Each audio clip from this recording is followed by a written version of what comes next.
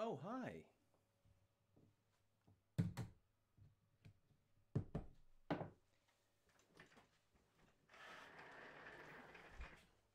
Hi, everybody, and welcome. I'm Tony E. at OIP Interface Brief, and just doing my punishment on the board. Anytime you get caught using traditional EIGRP or classic EIGRP, you got to do your punishment on the board. So anyhow, tonight I did some custom labs. I used my 6-shooter topology, which I have shown on stream many times before. I'll take a moment and bring it up here because actually I think I'm going to give a little demo on what I've been building today. So this week I kind of want to get back into hands-on labbing as much as I can, as frequently as I can. So this is the 6-shooter topology. It's live in the Dropbox. This is using the IOL images. I also have it for VIOS images if anyone's interested. But whenever I build custom labs, I use this topology here. And what I'm actually building, that did not work out as intended.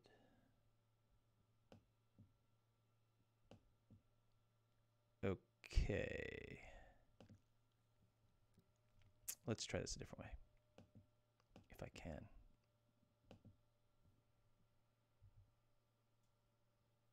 Okay. So this is the topology that I actually built.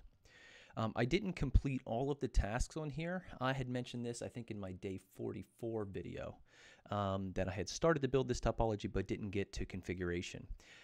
So today I was doing configuration, and it's sort of just you know, when you're not pressured doing a lab, when you're not pressured doing a troubleshooting lab or a configuration lab, like I've been working through the INE workbook, and although they're not timed, you're sort of timing yourself, you know. You only have a set amount of time in the day, you have family running around, and you want to make sure you get everything done. But when you build a custom lab, you can kind of sit around and explore all of the context-sensitive help. And learn a couple of new things, and so that's what I did today. I thought this was really cool, so I'm going to go over a couple examples of some stuff that I learned today that I think is really cool, and this is a topology of my own design. So actually what I'm focusing here on is the DMVPN. I did EIGRP with DMVPN, which is sort of like the basics, right? That's the protocol everyone starts off on with DMVPN is EIGRP because it lends itself very well. OSPF can be used very efficiently in a DMVPN architecture, but there are some additional, I'm not going to say requirements, but additional things to keep in mind when doing a DMVPN architecture with OSPF. I have a whole bunch written on the whiteboard over there about DMVPN and OSPF, and I hope to roll up into a video or a cheat sheet or something soon. So anyhow, let's dive into some of the topology here. So first of all, I actually have named mode EIGRP configured. So I'm going to actually remove a default route that I have. So that's router EIGRP, and I did DMVPN, address family IPv4, unicast, autonomous system 1234, and address family interface, tunnel 1234, and I'm going to say no summary address. And that should probably bounce all my neighbors. Yeah, it does. Okay, so let me let me bring up a whiteboard.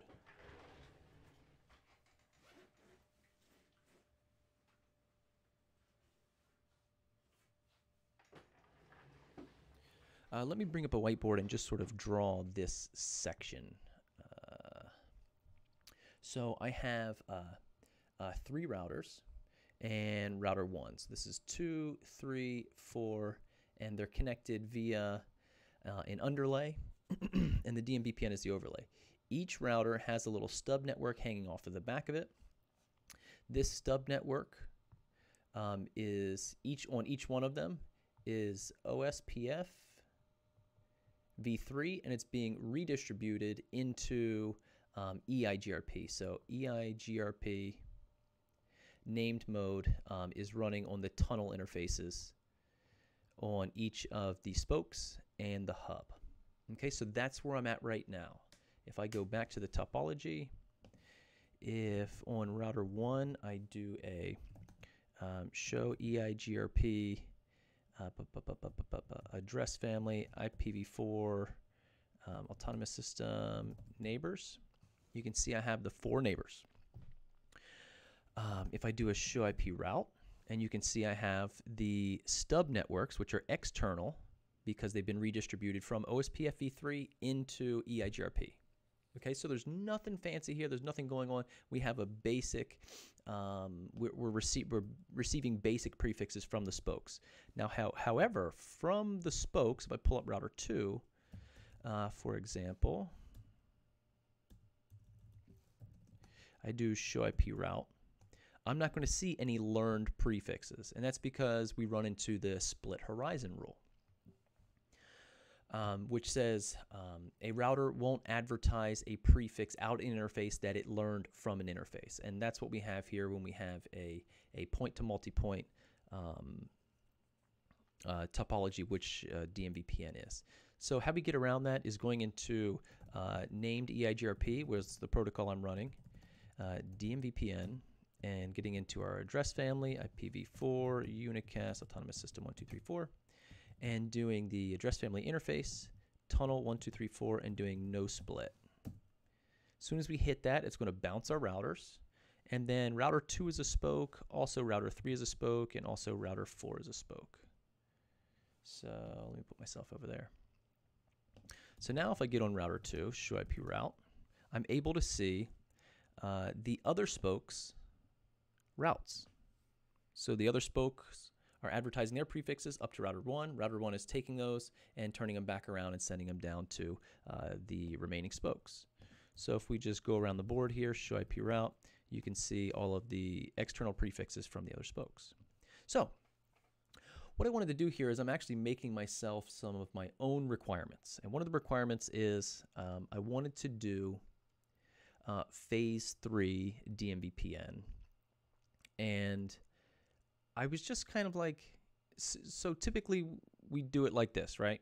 And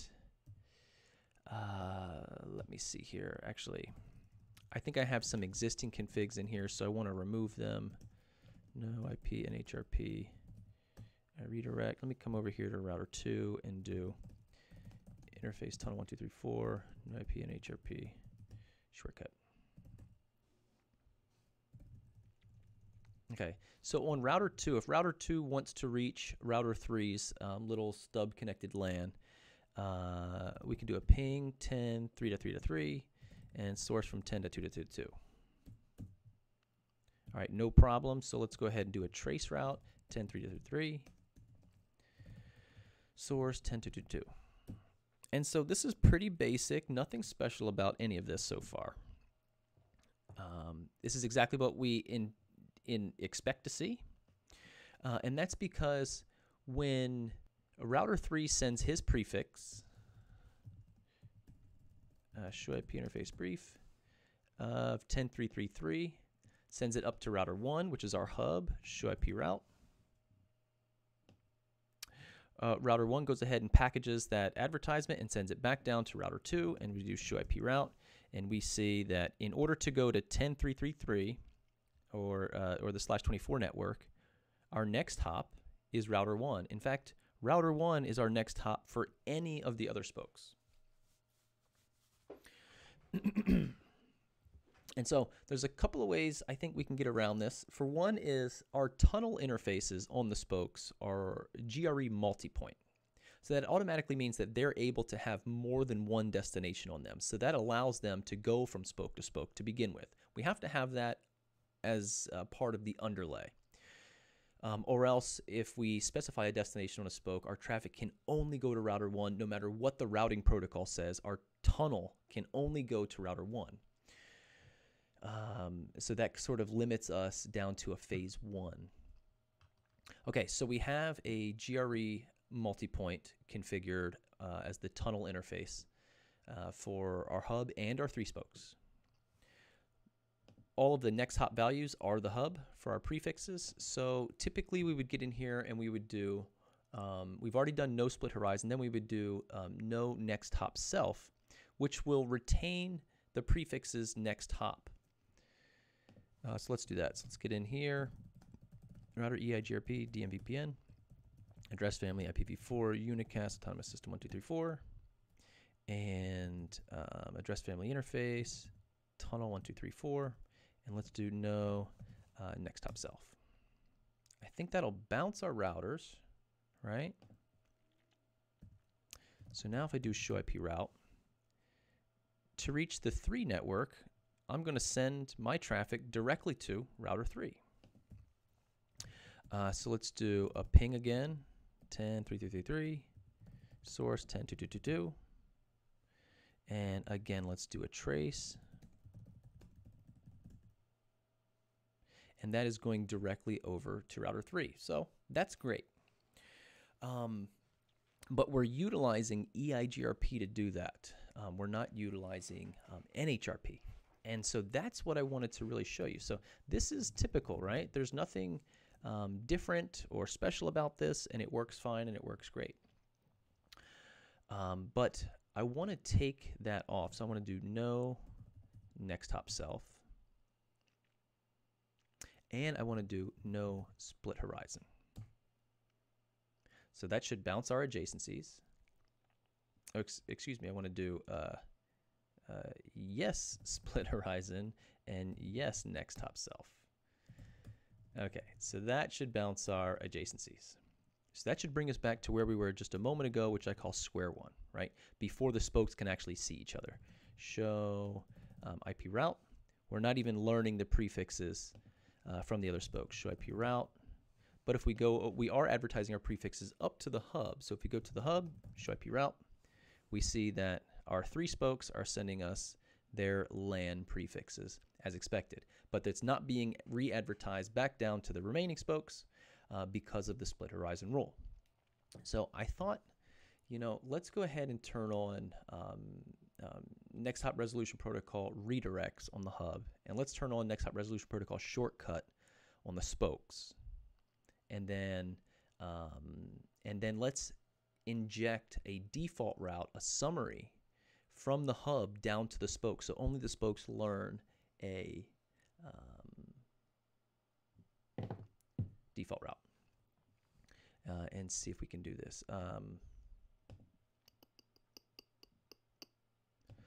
For this, actually, before we do that, I'm trying to think. I want to turn back on, if I can,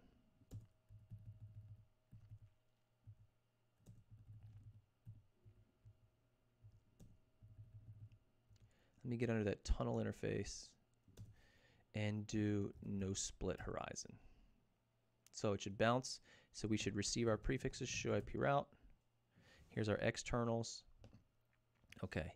So under the tunnel interface, tunnel 1, 2, 3, 4, I want to do IP NHRP redirects. And down here, just on router 2, I'm not even going to mess with the other routers just because, just to save a little time, I can show the example right here just between our hub and our spoke, our single hub and our single spoke. Router 2, conft interface tunnel 1, 2, 3, 4, IP NHRP shortcut.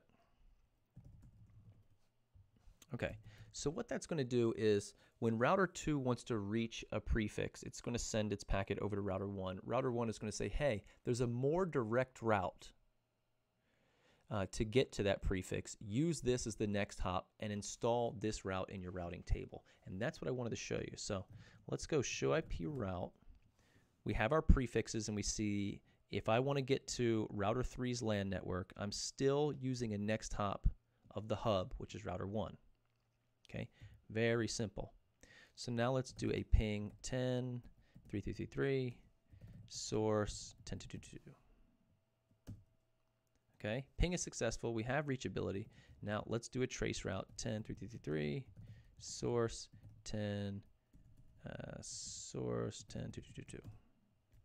And we see that is going directly to router 3. That's because we initiated the traffic here with the ping. The very first packet actually went to router 1 and went down to router 3, and then after that the traffic went directly across. Now the magic here is show IP route. Here's the magic. Because we turned on NHRP redirects and NHRP shortcut here on the spoke, NHRP redirects on the hub, now we see we have a percent symbol here next to our EIGRP external route. This percent symbol means next hop override. So actually, what I wanted to show here was how do we actually look at that? And what does that mean? So if I try to grab this network and I do show IP route, paste that sucker in, I see that it's known via EIGRP. The distance is 170, which is the EIGRP default for administrative distance for an external route. The metric value is what it is. It's an external, redistributing via EIGRP. Our last update, which is our EIGRP peer, right? We're not receiving this prefix directly from router 3. We're receiving it from router 1. So we're receiving it from router 1 on our tunnel interface. Our next hop should be router 1 according to this routing entry, and we received it from router 1, and we don't have anything in here that says why we're using router 3 as the next hop, but we see we have an override.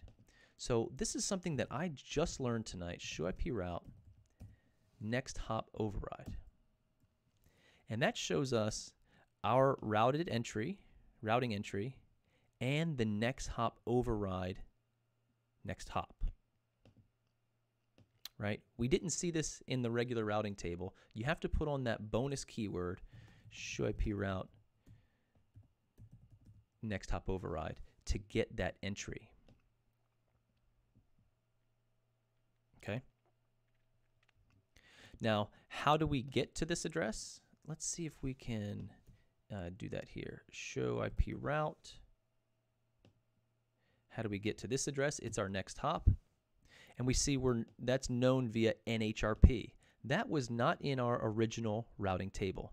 The administrative distance for an NHRP route is 250. So it's almost at the bottom of the trustworthy list as far as administrative distance goes. 254 being the least trusted that you can install in the routing table. It has a metric of 1, and it's connected via interface, which is the tunnel interface, because it shares the same subnet. So if we go up to our plain routing table before the next hop override was in there, we did not have that entry. We had only our local interface, which I'm on a spoke here, router 2, 10, 1, 1, 2, 3, 2. Now if we go back down to the bottom, which I just showed you, our routing table, we have this entry, and you'll notice it's an H entry. So how do we see our H entries? Show IP route, NHRP, and that shows us our H entries.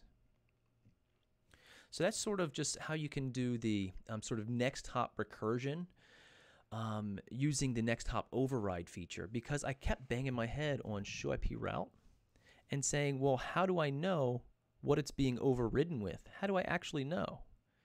You know, typically when you do a recursion, you do a show IP route, paste in your destination, and it would give you another next hop to look up and another next hop, but it doesn't here. So the way to see that was, let's see if we can do, actually, there's nothing we can do there.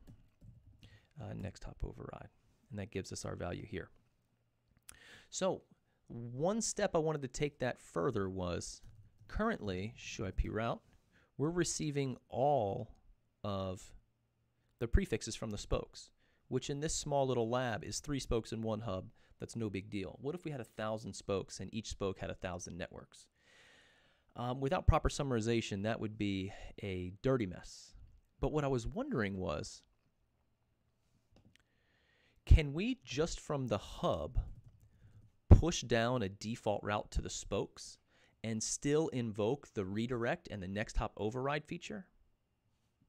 So that's what I wanted to see. So let's do clear IP route, next hop, clear IP route. Let me grab that one.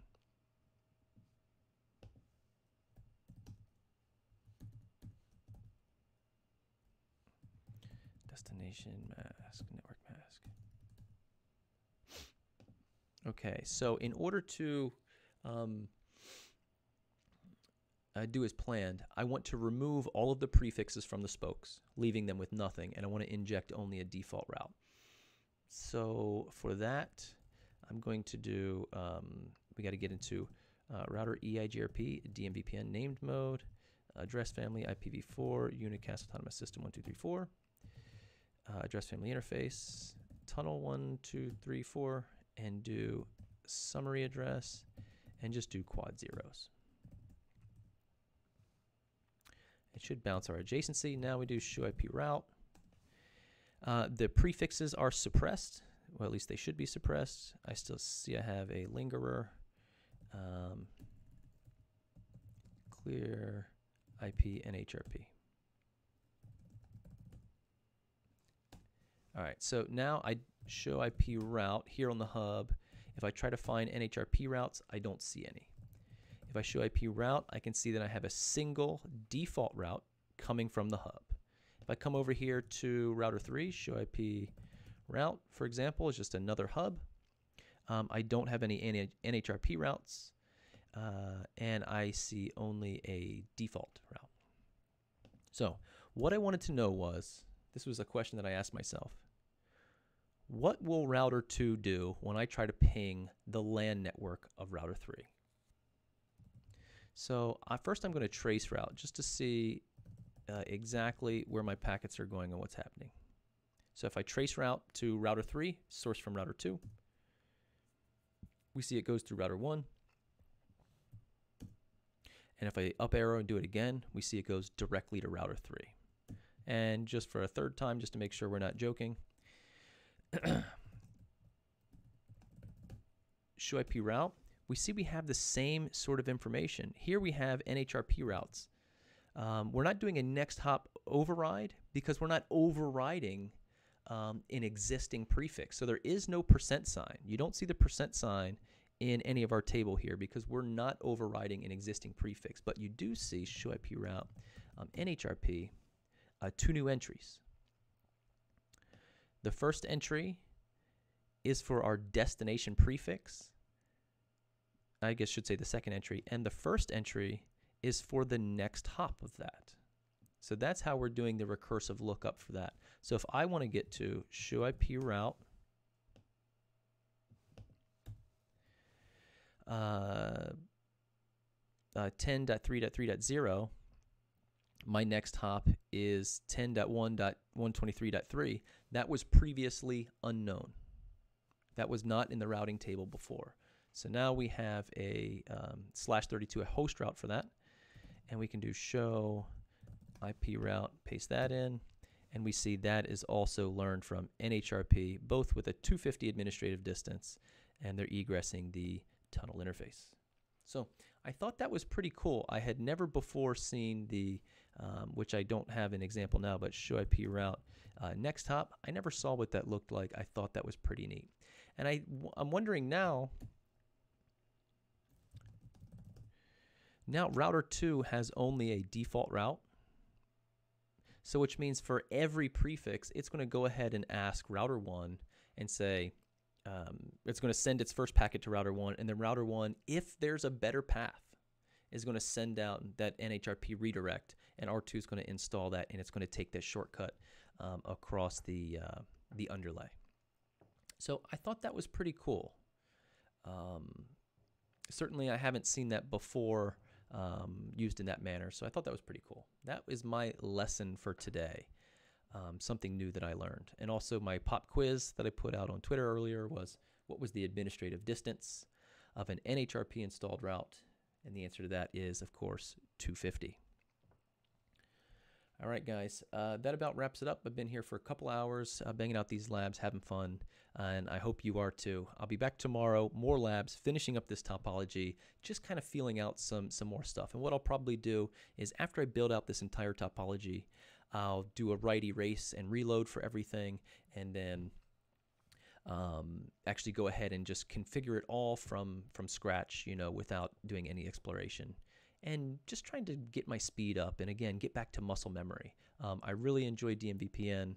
I think it's a really awesome technology, and and I like all these technologies, but I'd like the DMVPN because it's a good sizable chunk of configs that often need to be banged out. I didn't put tunnel protection on here yet, so that's going to be one of my next objectives is tunnel protection and multi-protocol BGP and redistribution. So I already have OSPF v3 on here.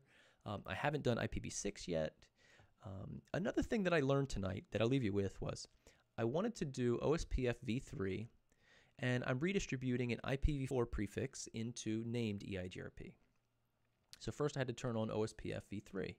OSPF v3 won't actually turn on until you turn on IPv6 routing, unicast routing. And then I went to turn it on OSPF v3 on the interface, and it wouldn't accept it because IPv6 isn't turned on the interface. So I had to do an IPv6 enable. So there were two commands you had to run prior to even turning on OSPF v3. And that's something that if you would have asked me 2 hours ago before I started, I would have said, no, just turn it on the interface.